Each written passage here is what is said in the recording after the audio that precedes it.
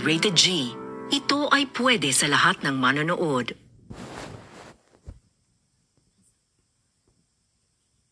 Lapihitan sa 684 AM kilohertz. DWJJ, tuwing linggo mula alas 3 hanggang alas 4 ng hapon.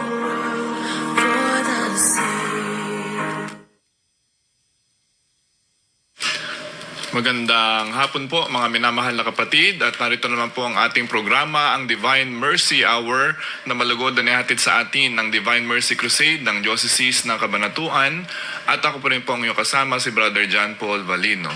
At tulad po ng dati, tayo po ay magdadasal muna ng ating pong 3 o'clock prayer at ang ating pong Divine Mercy Chaplet. Ilalangin po natin sa ating Panginoon ang lahat po ng ating mga kahilingan at mga intensyon sa mga oras na ito. Simulan po natin ang ating panalangin. In the name of the Father, and of the Son, and of the Holy Spirit. Amen. You died, Jesus, but the source of life flowed up our souls, and the ocean of mercy opened up for the whole world. O fountain of life, immeasurable divine mercy, cover the whole world and empty yourself out upon us. O blood and water, which flowed out from the heart of Jesus as a fountain of mercy for us, I trust in you. Holy God, Holy Mighty One, Holy Immortal One, have mercy on us and in the whole world. Holy God, Holy Mighty One, Holy Immortal One, have mercy on us and in the whole world. Holy God, Holy Mighty One, Holy Immortal One, have mercy on us and in the whole world. Amen. Jesus, King of mercy, I trust in you. Amen. The Chaplet of the Divine Mercy. Our Father, who art in heaven, hallowed be thy name, thy kingdom come, thy will be done on earth as it is in heaven. Give us this day our daily bread, and forgive us our trespasses, as we forgive those who trespass against us.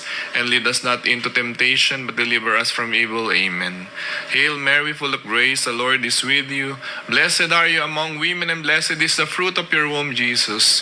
Holy Mary, Mother of God, pray for us sinners, now and the hour of our death. Amen. I believe in God, the Father Almighty, creator of heaven and earth. I believe in Jesus Christ, only Son, our Lord. He was conceived by the power of the Holy Spirit and born of the Virgin Mary. He suffered under Pontius Pilate, was crucified, died, and was buried. He descended to the dead, on the third day rose again. He ascended into heaven, and seated at the right hand of the Father. He will come again to judge the living and the dead. I believe in the Holy Spirit, the Holy Catholic Church, the communion of saints, the forgiveness of sins, the resurrection of the body and life everlasting. Amen. Eternal Father, I offer you the body and blood, soul and divinity of your dearly beloved Son, our Lord and Savior, Jesus Christ, in atonement for our sins and those of the whole world. For the sake of his sorrowful passion, have mercy on us and in the whole world. For the sake of his sorrowful passion, have mercy on us and in the whole world. For the sake of his sorrowful passion, have mercy on us and in the whole world. For the sake of his sorrowful passion, have mercy on us and in the whole world. For the sake of his sorrowful passion, have mercy on us and in the whole world. For the sake of his sorrowful passion, have mercy on us and in the whole world. For the sake of his sorrowful passion, have mercy on us and in the whole world. For the sake of his sorrowful passion, have mercy on us and in the whole world. For the sake of his sorrowful passion, have mercy on us and in the whole world. For the sake of his sorrowful passion, have mercy on us and in the whole world. Eternal Father, I offer you the body and blood, soul and divinity of your dearly beloved Son, our Lord and Savior, Jesus Christ, in atonement for our sins and those of the whole world. For the sake of his sorrowful passion, have mercy on us and in the whole world. For the sake of his sorrowful passion, have mercy on us and in the whole world. For the sake of his sorrowful passion, have mercy on us and in the whole world. For the sake of his sorrowful passion, have mercy on us and in the whole world. For the sake of his sorrowful passion, have mercy on us and in the whole world. For the sake of his sorrowful passion, have mercy on us and in the whole world. For the sake of his sorrowful passion, have mercy on us and in the whole world. For the sake of his sorrowful passion, have mercy on us and in the whole world. For the sake of his sorrowful passion, have mercy on us and in the whole world. For the sake of his sorrowful passion, have mercy on us and in the whole world. Eternal Father, I offer you the body and blood, soul and divinity of your dearly beloved Son, our Lord and Savior, Jesus Christ, in atonement for our sins and those of the whole world. For the sake of His sorrowful passion, have mercy on us and in the whole world. For the sake of His sorrowful passion, have mercy on us and in the whole world. For the sake of His sorrowful passion, have mercy on us and in the whole world. For the sake of His sorrowful passion, have mercy on us and in the whole world. For the sake of His sorrowful passion, have mercy on us and in the whole world. For the sake of His sorrowful passion, have mercy on us and in the whole world. For the sake of His sorrowful passion, have mercy on us and in the whole world. For the sake of His sorrowful passion, have mercy on us and in the whole world. For the sake of His sorrowful passion, have mercy on us and in the whole world. For the sake of His sorrowful passion, have mercy on us and in the whole world. Eternal Father, I offer you the body and blood, soul and divinity of your dearly beloved Son, our Lord and Savior Jesus Christ, in atonement for our sins and those of the whole world. For the sake of His sorrowful passion, have mercy on us and in the whole world. For the sake of His sorrowful passion, have mercy on us and in the whole world. For the sake of His sorrowful passion, have mercy on us and in the whole world. For the sake of His sorrowful passion, have mercy on us and in the whole world.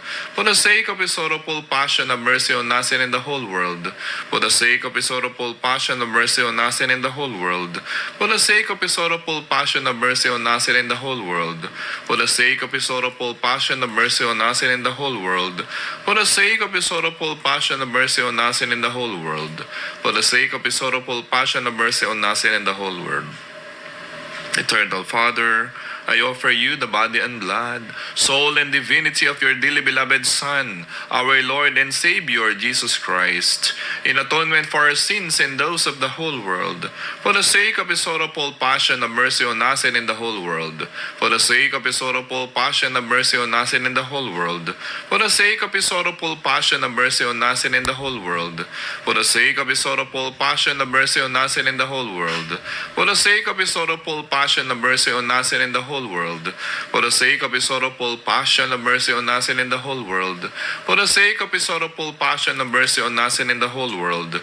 For the sake of His sorrowful passion, have mercy on us and in the whole world. For the sake of His sorrowful passion, have mercy on us and in the whole world. For the sake of His sorrowful passion, have mercy on us and in the whole world. Holy God, Holy Mighty One, Holy Immortal One, have mercy on us and in the whole world. Holy God, Holy Mighty One, Holy Immortal One, have mercy on us and in the whole world. Holy God, Holy Mighty One, Holy Immortal One, have mercy on us and in the whole world. Amen. Jesus, King of mercy, I trust in you. Amen. In the name of the Father, and of the Son, and of the Holy Spirit. Amen. So muli po isang napakagandang hapon mga minamahal na kapatid, at narito naman po ang ating programa, ang Divine Mercy Hour, na malugod din ihatid sa atin ng Divine Mercy Crusade ng Diocese ng Cabanatuan, at ako pa rin po ang iyong kasama, si Brother John Paul Valino. At tayo po ibabati na sa ating mga kapatid sa Divine Mercy Crusade at sa ating po mga kamag-anak at kapamilya. So binabati po natin sila Daddy Elvin, si Mami Ruby, si Nanay Maria at si Ate Weng ay ating binabati. Ganun din po ang mga kasapi ng Divine Mercy Crusade ng Diocese ng Cabanatuan, sila Sister LB Paglinawan, sila Sister Lita Martinez, Sister Emma Del Rosario, Sister Chu Rivera, at lahat po ng mga parish advocates po ng Divine Mercy Crusade ng ating Diocese ng Cabanatuan ay binabati po natin. At syempre, ay binabati po natin ang Nueva Ecija High School, faculty and staff sa pangunguna po ni Ma'am Aurora T. Aguila. Yan. So ngayon mga kapatid ay mag-i-invite po tayo kasi malapit na po ang Holy Week. Ano? By next Sunday po ay mahal na araw na, no? Palm Sunday na. Sisimulan na natin ng linggo ng palaspas ang mga mahal na araw. Kaya nakita nyo naman ang tindi ng init ng araw, ano?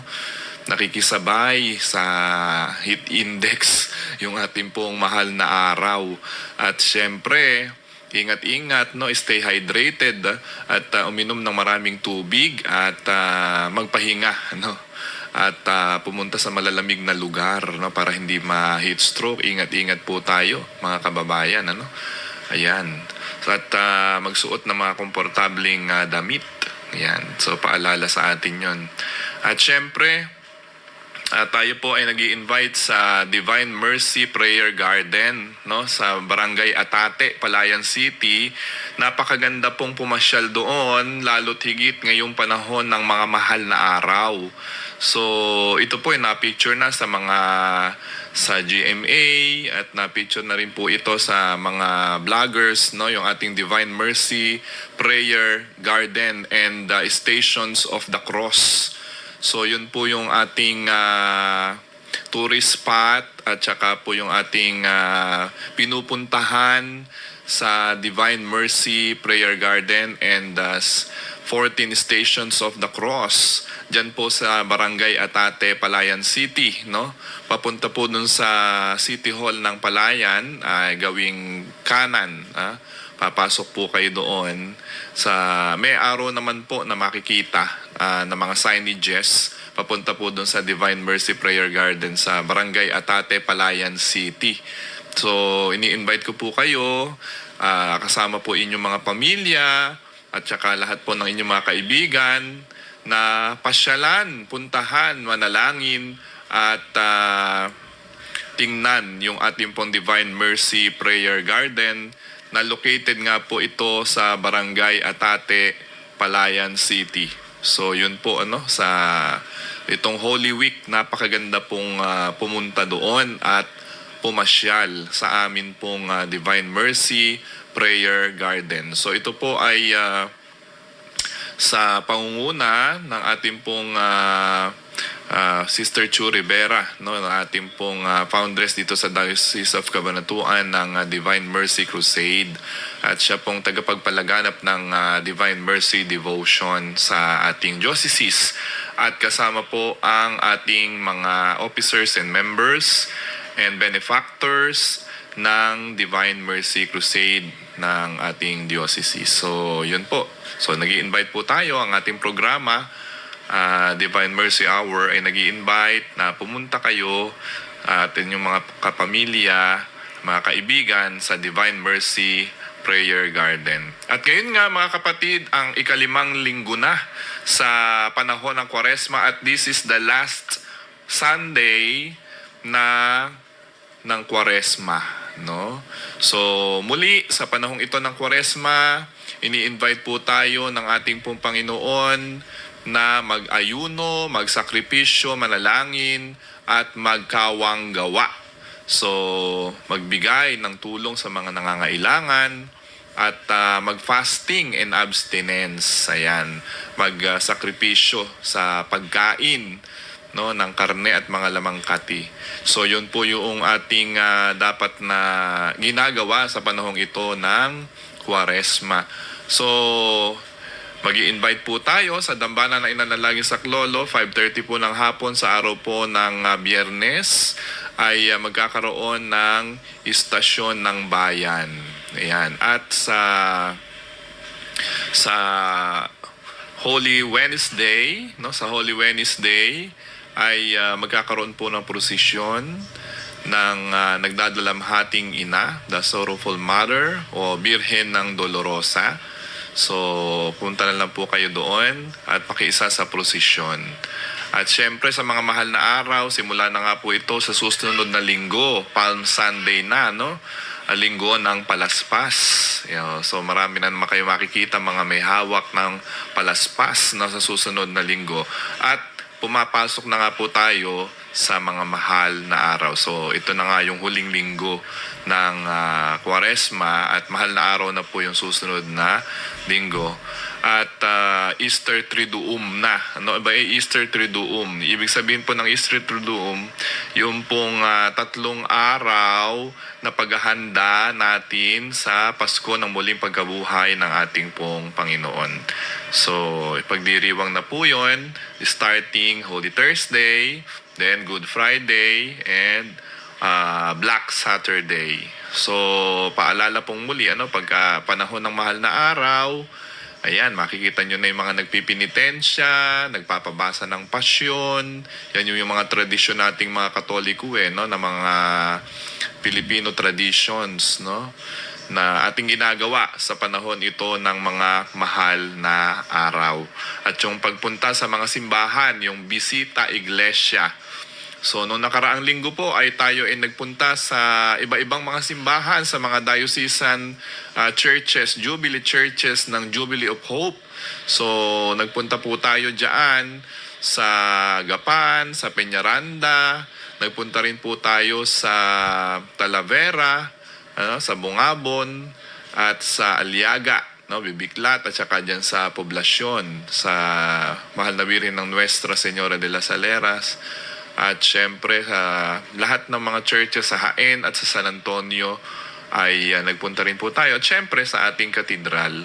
At bumisita po tayo at nanalangin dun sa 9 Jubilee churches na itinalaga ng ating diocese ng Cabanatuan to visit at magkaroon ng plenary indulgence. Ayan. So yun po yung mga ginawa po natin last week.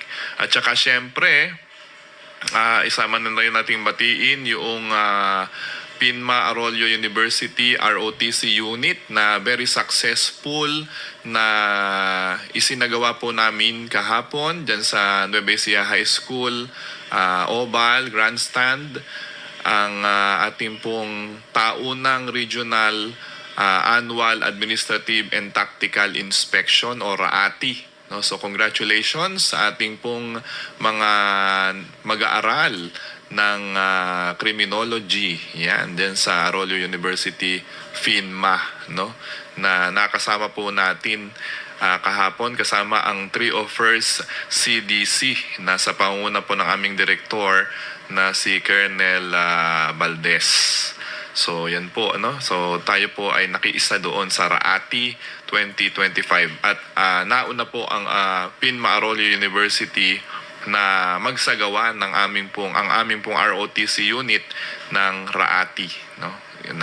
Tactical inspection na po kahapon at very outstanding and excellent performance ang ibinigay ng ating pong mga mag-aaral ng ating pong ROTC unit ng Arroyo University FINMA. So congratulations mga anak, ano? Job well done doon sa inyong performance na ipinakita sa mga inspectors kahapon na galing po sa Fort Magsaysay at saka sa 3rd RCDG, no, sa Tarlac, yung pong mga representative, yung RAATI team na nag-inspect at nag-evaluate ng ating pong mga ginawa na administrative and tactical inspection kahapon. So congratulations dun sa ating mga participants at sa mga officers natin na nakasama.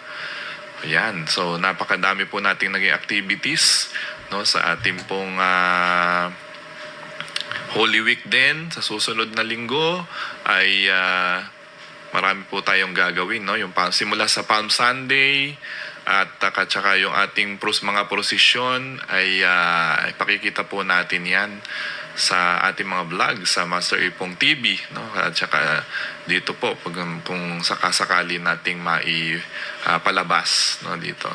So yun po yung mga gawain po natin ngayong Holy Week starting Palm Sunday, no? So lahat po ay iniimbita na makiisa sa iba-ibang mga simbahan, sa iba-ibang mga parokya ninyo, na makiisa sa simbahan sa ating pong tao ng pagdiriwang ng mga mahal na araw.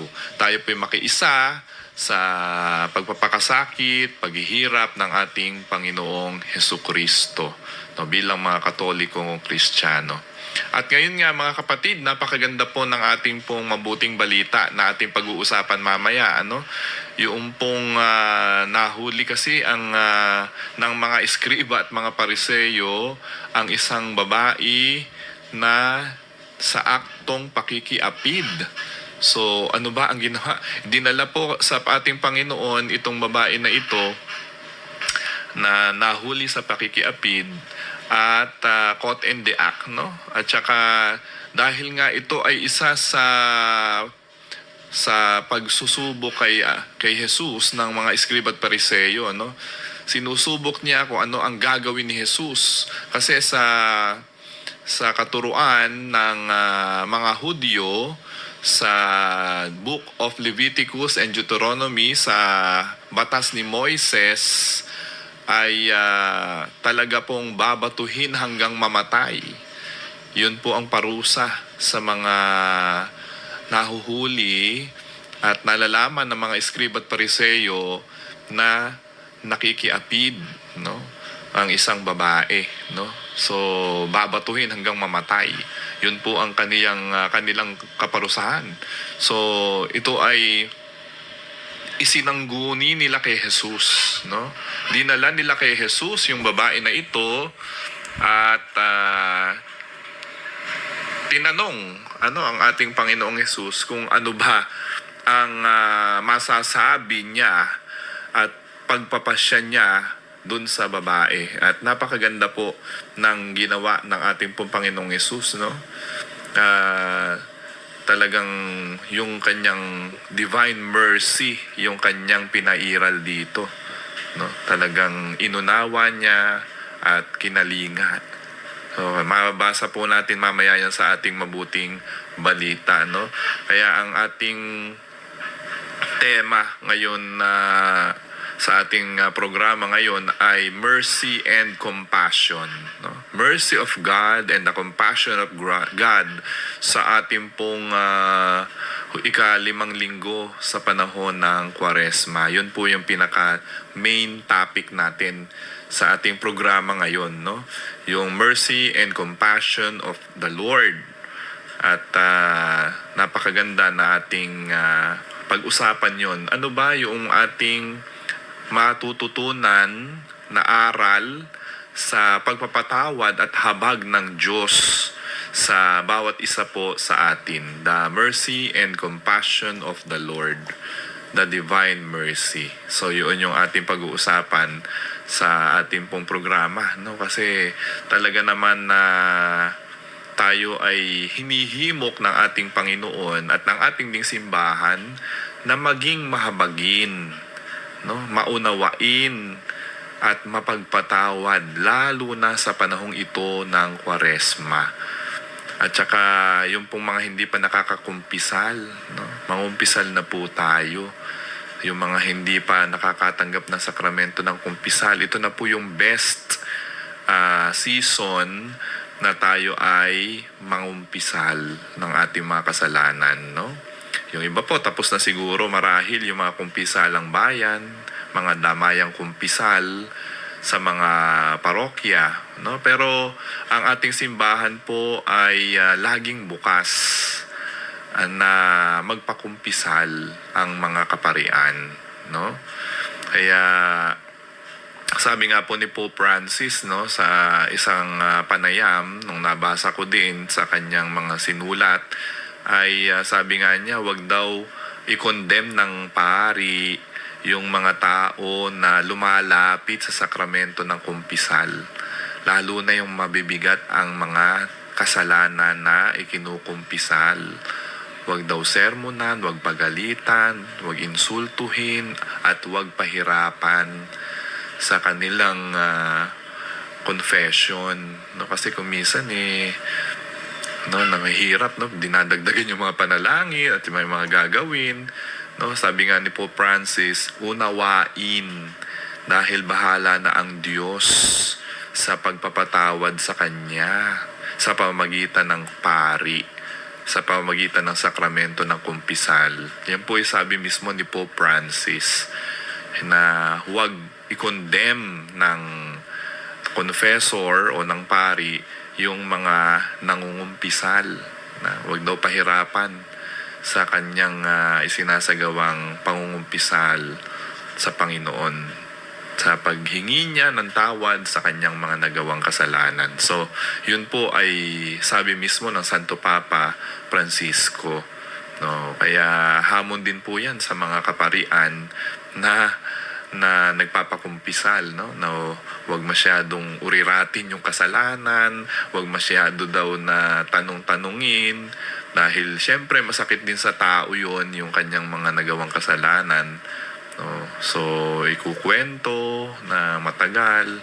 So, yun, siyempre habang ikibinibida niya yan, sinasabi niya yun, nasasaktan din lalo yung kanyang kaibuturan, yung kanyang puso, yung kanyang kaluluwa at budhi sa kahihiyan, no, doon sa kanyang mga nagawang kasalanan. Kaya sabi ni Pope Francis ay wag na, no, bahala na daw ang Diyos na umunawa at magpatawad sa lahat ng kasalanan na ikinukumpisal sa pari, no, bilang kinatawan ng ating Panginoong Yesus.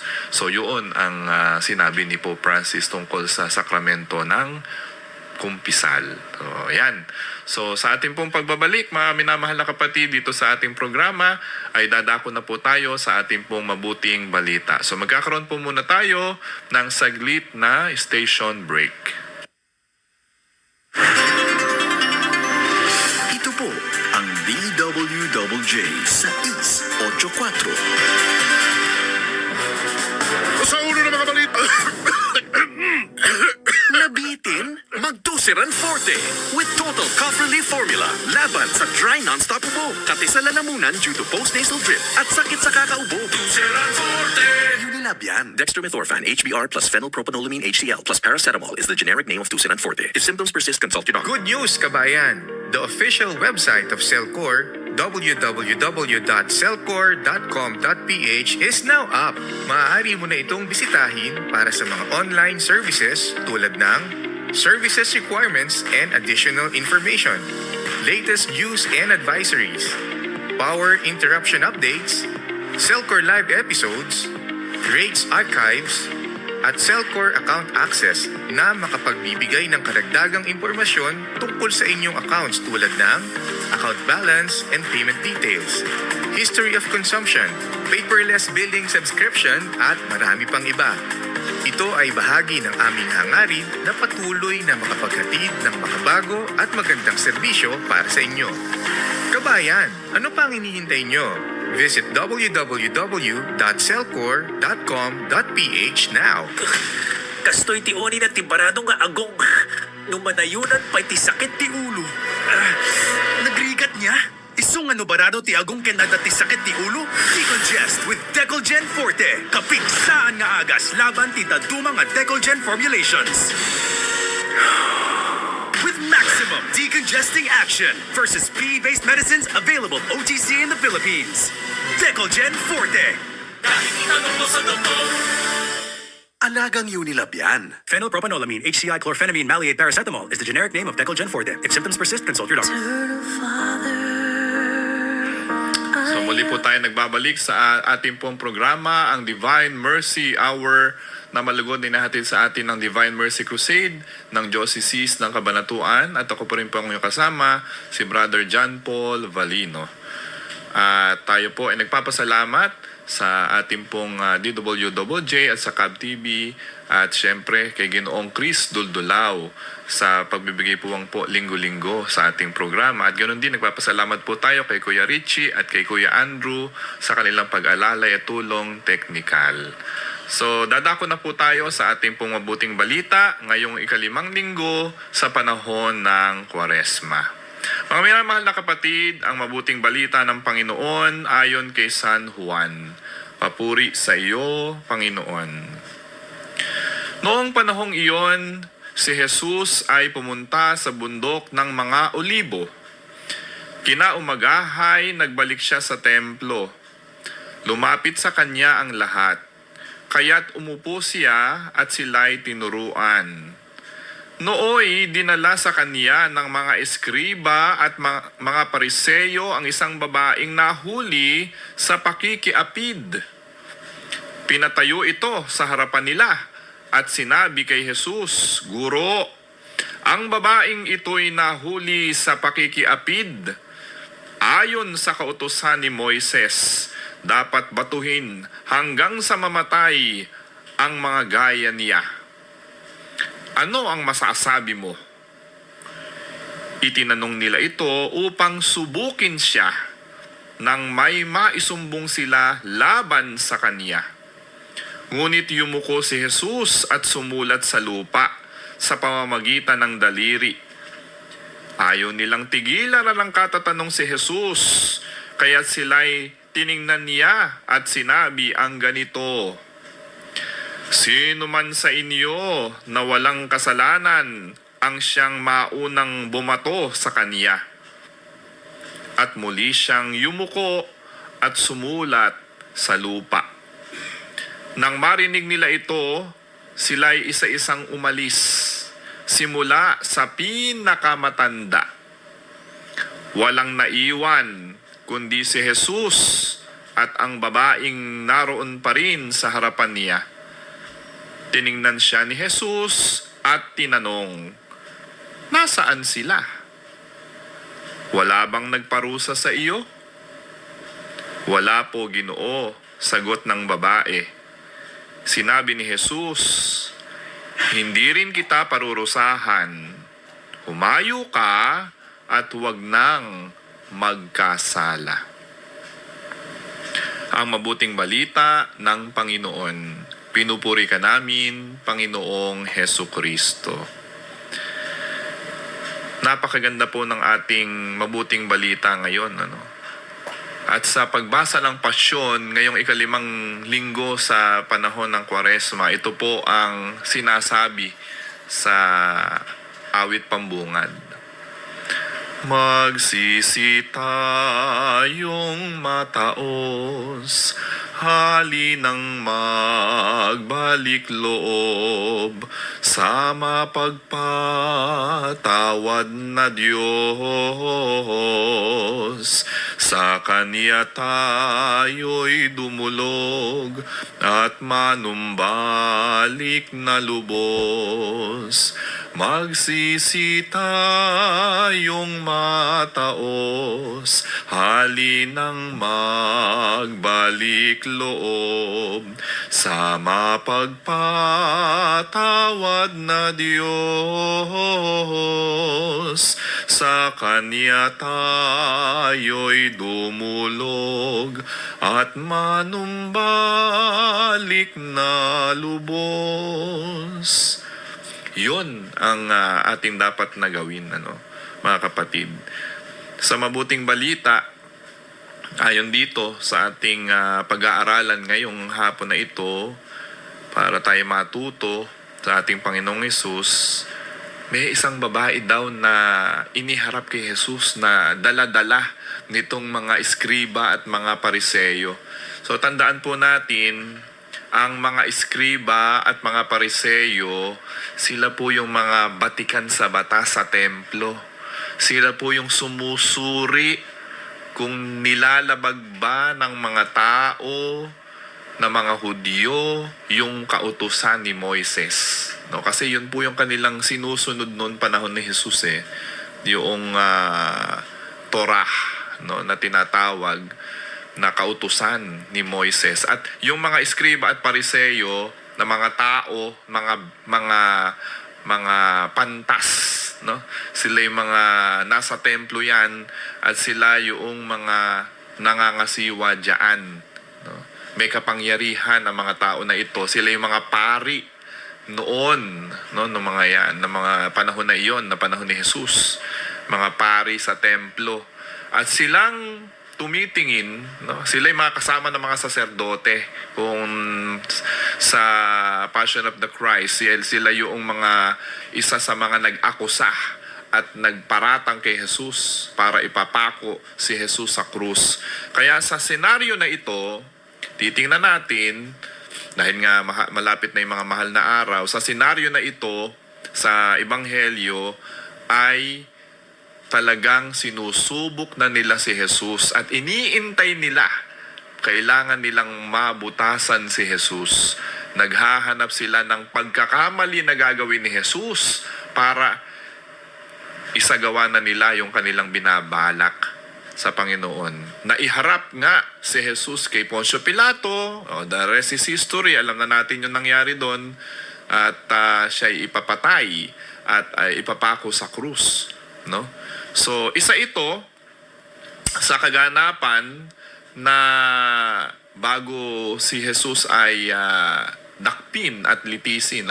Isa ito sa pangyayari, na iniharap nila habang nagtuturo si Jesus sa bundok. No? Siya pumunta kasi sa bundok ng Olibo at kinaumagahay, nagbalik siya dun sa templo sa Jerusalem. Ano? Lumapit sa kanya ang lahat, kaya't umupo siya at sila'y tinuruan.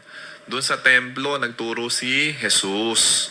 Habang nagtuturo siya, biglang may dinala na caught in the act, no? Na huling-huli ng mga eskriba at pariseyo na isang babaeng nakiapid. No? Caught in the act, biruin mo. No? Imagine ninyo, paano kaya yung caught in the act na huling nakikiapid?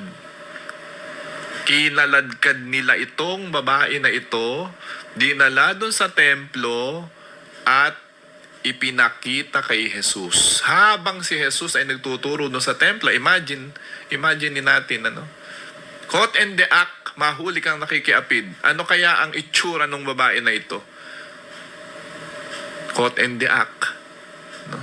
Hubot-hubad. No? Yung babae. Kasi caught in the act eh. Kung i-analyze natin mabuti, ganun na lang ang kahihiyan nung babae na kinaladkad nung mga eskrib at mga pariseo at mga taong simbahan para dalin kay Jesus. At itanong sa kanya, no, Guro, ang babaeng ito'y nahuli sa pakikiapid ayon sa kautusan ni Moises, dapat batuhin siya hanggang sa mamatay. No? Ang mga gaya niya, dapat daw ganun ang gawin.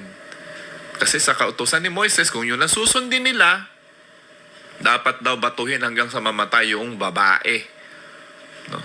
Hindi nyo ba naisip, no? Imagine ninyo, i-analyze natin mabuti itong mabuting balita. Hindi ba natin naisip, bakit yung babae lang yung kanilang dinala kay Jesus? Yung babae lang. Ba't hindi kasama yung kanyang kalaguyo, yung lalaki? Tandaan po natin yung senaryo na sinabi dito. No? Tinalong nila ito upang subukin siya nang may maisumbong sila laban sa kanya. Ibig sabihin, gumawa lang ng istorya itong mga pariseo at iskriba para may suplong sila kay Jesus. No? Biruin nyo yun, gumamit pa sila ng mga tao para si Jesus ay subukin. No? Sasabihin, gumawa lang sila na istorya doon na, ito, kinuha namin, ito ay nakikiapid, huling-huli namin. No? Caught in the act na siya nakikiapid. No? Ano ang masasabi mo dito? No? Ano na ginawa ni Jesus? Si Jesus ay sumulat sa lupa. No? Hindi natin alam kung ano sinulat ni Jesus sa lupa. Pero ang sumunod na eksena, dahil hindi nila tinitigilan yung pagtatanong, ano gagawin mo? Ano gagawin mo? O ano masasabi mo dito? Babatuhin na ba namin itong babae na ito? No? Babatuhin na ba namin kasi ito yung nasa kautusan ni Moises? So ano sinabi ni Jesus? Wala siyang sinabi. Wala siyang sinabi. Ang sinabi lang niya, kung sino sa inyo ang walang kasalanan, siya ang unang bumato.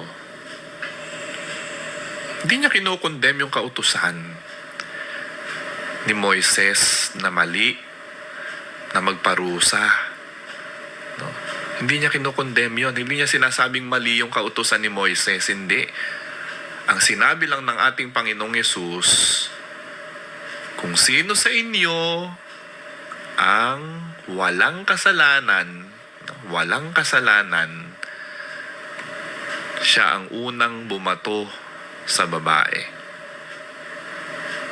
Ngunit, ano nangyari?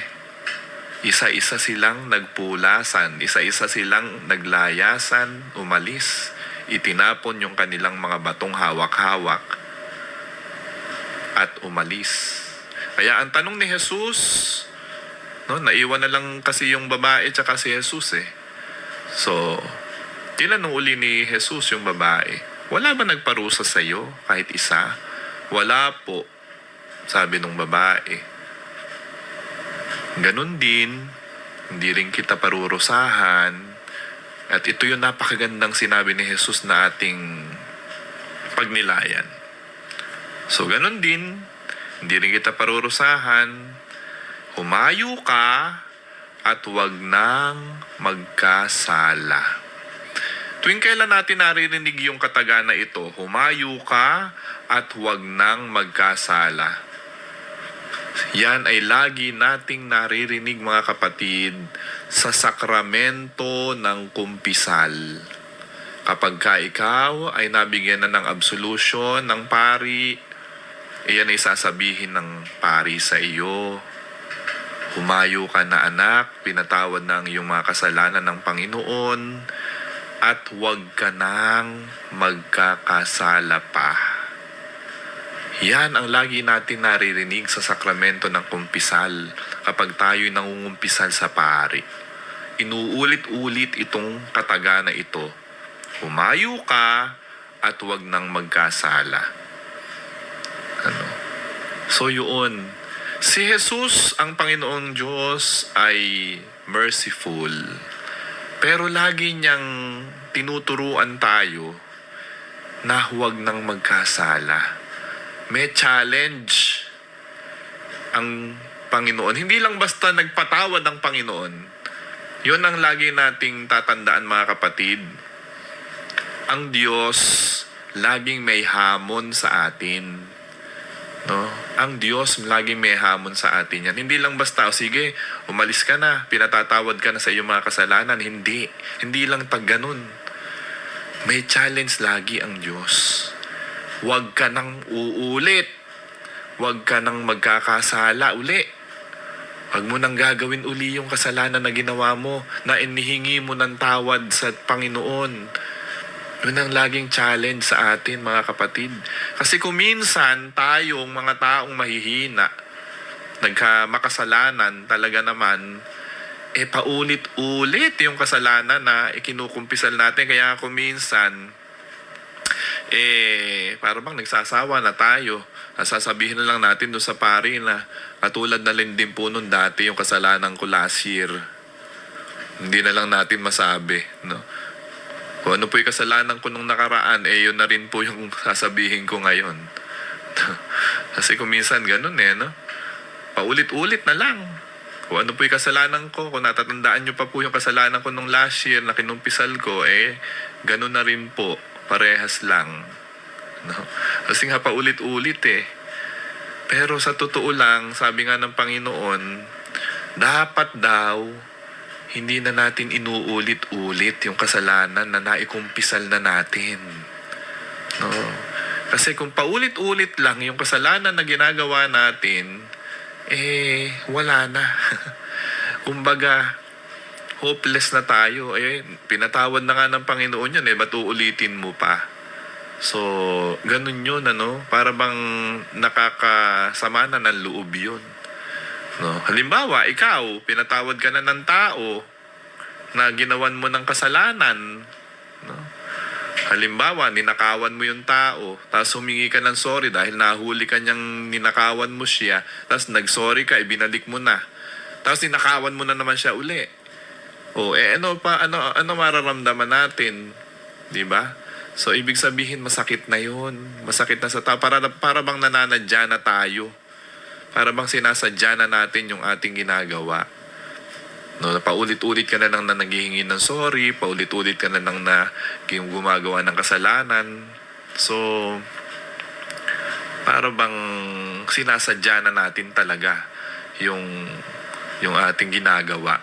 So, ang Panginoon ay pinatatawad lang tayo sa ating mga kasalanan kung talagang guilty tayo at gustong-gusto nating humingi ng tawad sa Kanya. Yun talagang hindi na natin gagawin dahil sa kahihiyan natin doon sa kasalanan ng ating ginawa, ayaw na natin balikan yon, ayaw na nating gawin yung kasalanan na yon. Dapat ganun yung nararamdaman natin palagi kapag tayo ay humihingi ng tawad. At tayo rin namang mga tao, baka naman tayo hingi ng tawad sa Panginoon, pero tayo mismo, No, humihingi tayo ng tawad. Gusto natin na tayo ay mapatawad ng Panginoon. Pero tayo naman, hindi tayo marunong magpatawad sa kapwa natin na nakagawa sa atin ng kasalanan. Kabalintunaan. No? Hindi po pwede na ikaw lang ang humihingi ng tawad sa Diyos. Hindi po pwede na ikaw lang hihingi ka ng tawad pero ikaw mismo hindi ka marunong magpatawad sa kapwa mong nagkasala sa iyo. Pwede ba yun? Ano? So ang Diyos nagpapatawad.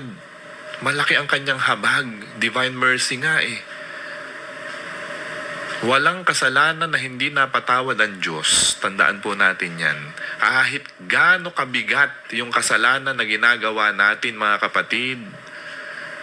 Sabi nga ni Jesus, di ba nakabayubay na siya sa krus. No, Ama, patawarin mo sila dahil hindi nila nalalaman ang kanilang ginagawa. Di ba yun ang kanya sinabi? Pero alam na alam ng tao yung kanilang ginawa kay Jesus, di ba? Alam na alam nila.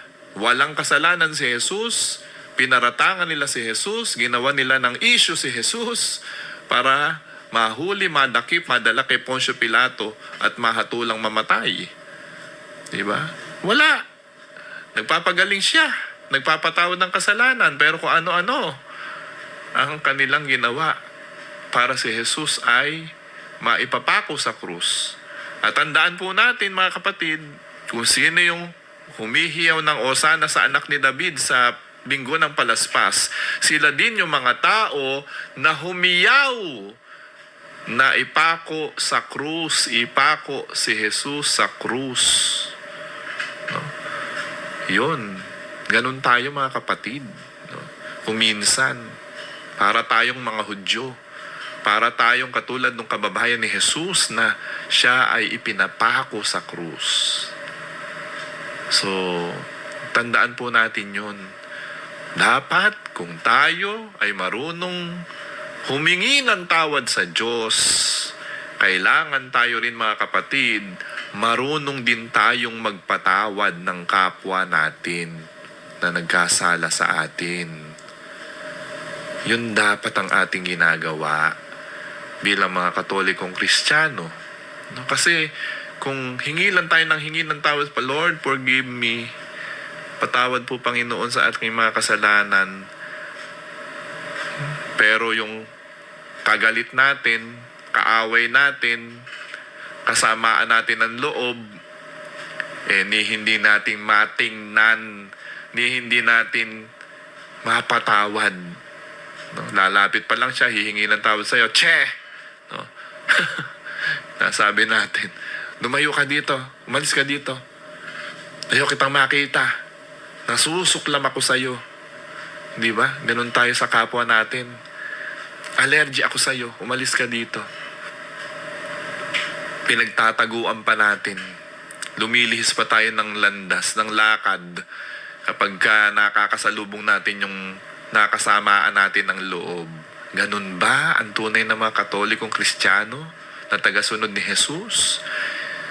Tandaan po natin, mga kapatid, kabalintunaan yun, na kapag ka ikaw ay humihingi ng tawad sa Diyos at ini-expect mo na patatawarin ka ng Diyos sa iyong paghingi ng tawad, dapat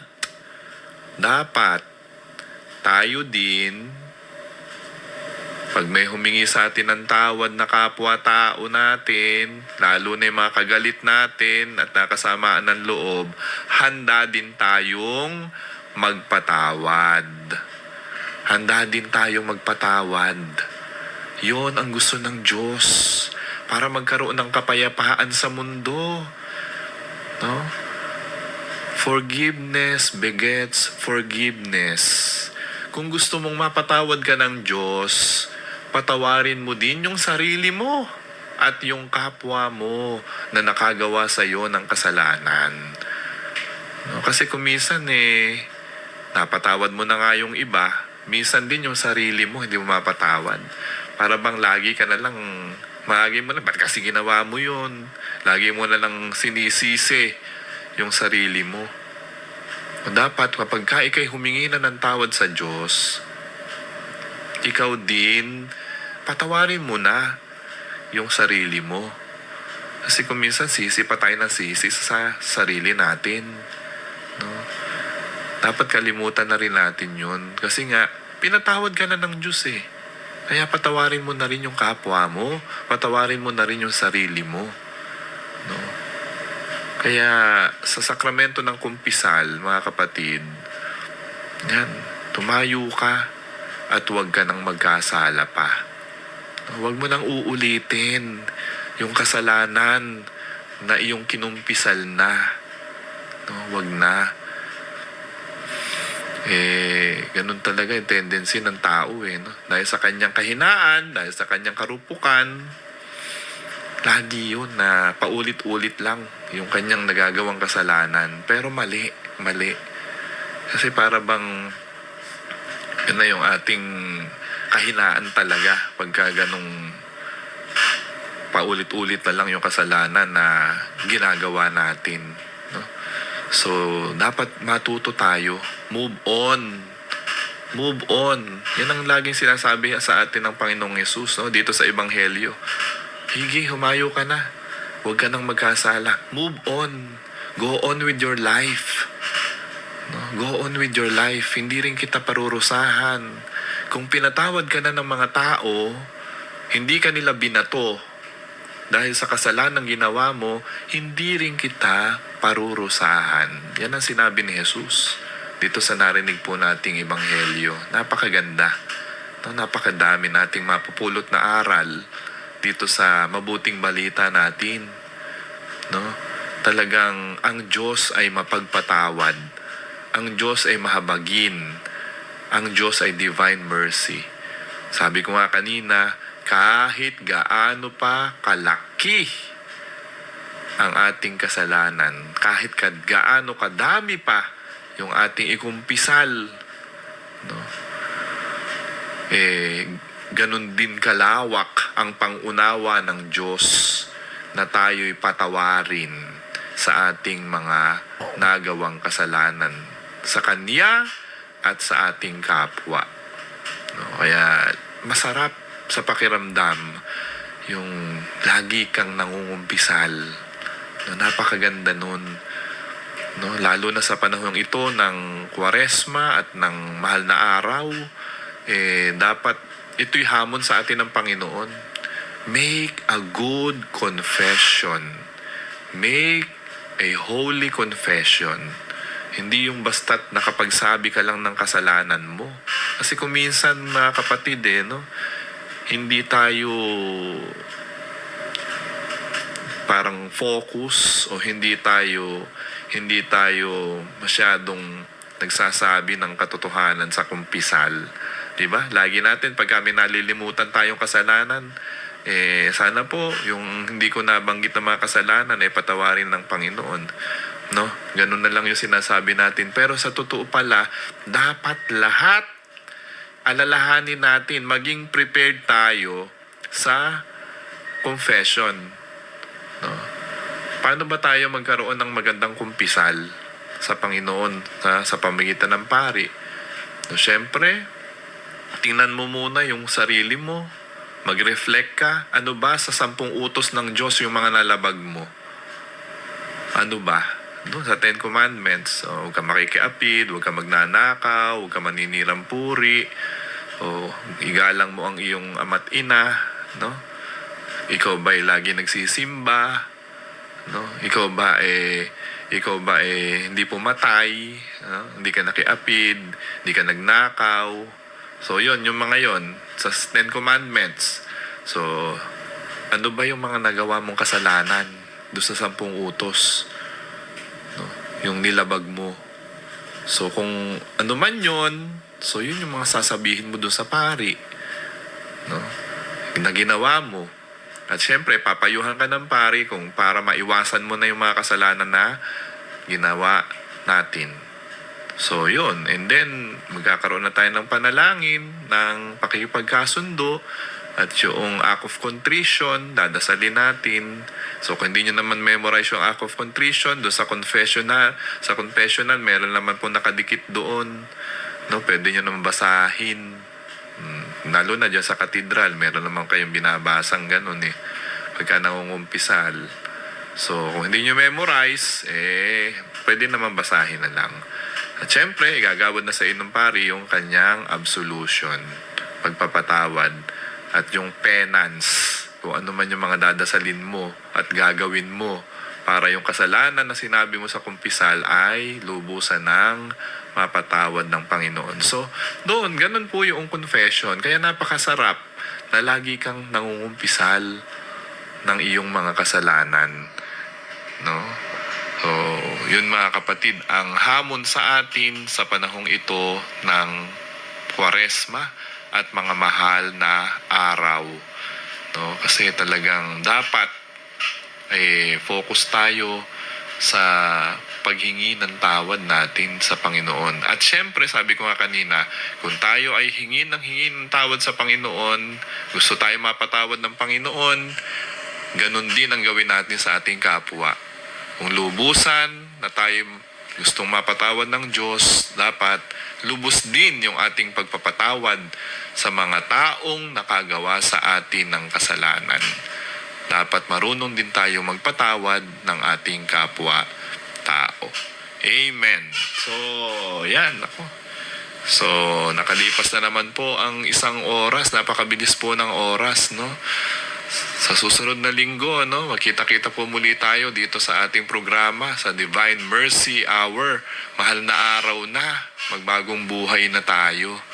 Mahal na araw na. So, ang Panginoon ay magpapakasakit na para sa ating kasalanan. No, hahanguin na tayo ng Panginoon sa ating mga kasalanan. Kaya tayo din, dapat magbagong buhay na at huwag nang magkasala pa. So ito po, si Brother John Paul Valino. God bless us all.